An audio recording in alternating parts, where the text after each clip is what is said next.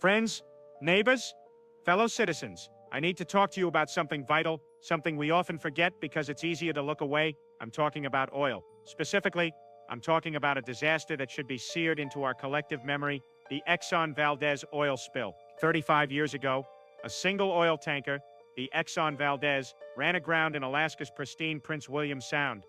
What followed was an environmental catastrophe of epic proportions.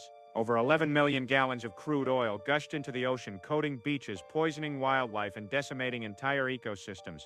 The images were horrific. Seabirds, once magnificent, now blackened and dying. Sea otters struggling in thick, toxic sludge. The damage is estimated to have cost billions of dollars, and honestly, some damage, like the loss of countless lives, can't be priced at all. This wasn't an accident in a vacuum. This happened because of a company, Exxon, prioritizing profits over safety. It happened because of a culture of deregulation, where shortcuts were taken and warnings were ignored. And while Exxon paid a financial penalty, the real cost was borne by the environment, the wildlife, and the people who depend on a healthy planet for their livelihoods. This incident is but one of numerous instances where these oil companies knowingly risk damage for profit. Now, I know what some of you might be thinking. I've heard the arguments. I've seen the memes. But Peter, you might say oil is necessary for our economy. Where would we be without it? That's the rhetorical question, isn't it?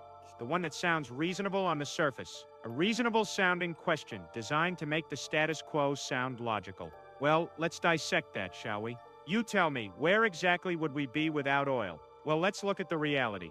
First off, we need to understand that not all uses of oil are created equal. We don't need to burn it to power cars. We can use electricity for that, with much greater efficiency.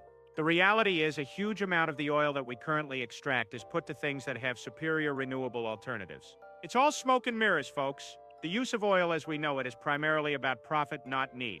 This whole idea of us needing oil for everything is a lie perpetuated by the people making money off of it. We have alternatives. We have solar, wind, geothermal, much more efficient battery technology, and we are getting better at these options. Furthermore, when we consider the externalities, the true cost of oil becomes astronomical. Oil spills like the Exxon Valdez are just the most visible symptoms of a much larger problem. We have to take into account the carbon emissions driving climate change, leading to extreme weather events, sea level rise, and resource scarcity.